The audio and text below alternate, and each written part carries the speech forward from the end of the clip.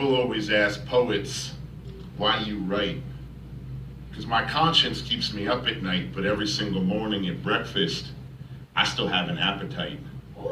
When you read the labels, do you know what they mean? The kids with no cradles, slaves to our machines.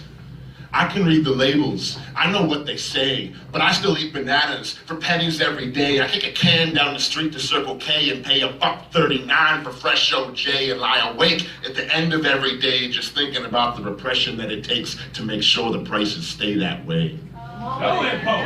People gotta feel lucky not to get beat, that they have a safe space to sleep, that they've got some rice and beans to eat, because that is how you keep their labor cheap.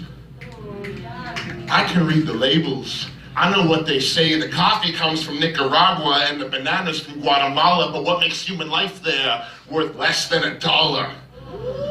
I sat and read the works of scholars, and I feel like it's two parts: conquistadors and criminals white collar. Part number 1.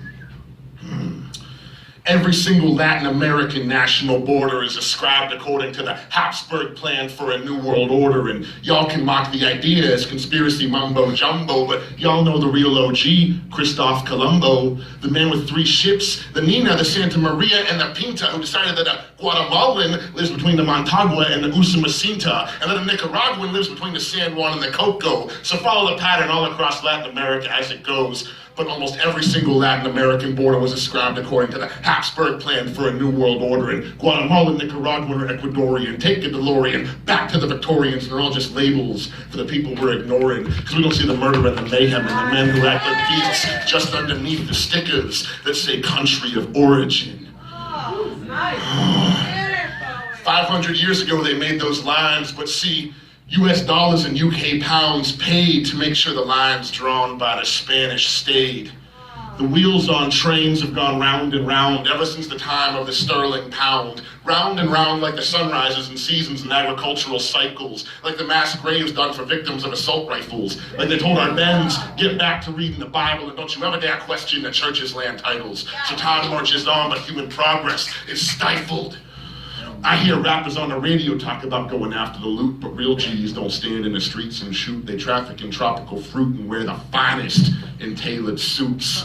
They're investors, New York and London investors, who pay for paramilitaries to have Winchesters, who pay for their salaries, their camo in their boots. They're better to rip the indigenous communities out by the roots. So I'm asking you, when you eat fruit, do you think of the youth who have sweat screamed and suffered for generations in the name of building up Latin America's nations?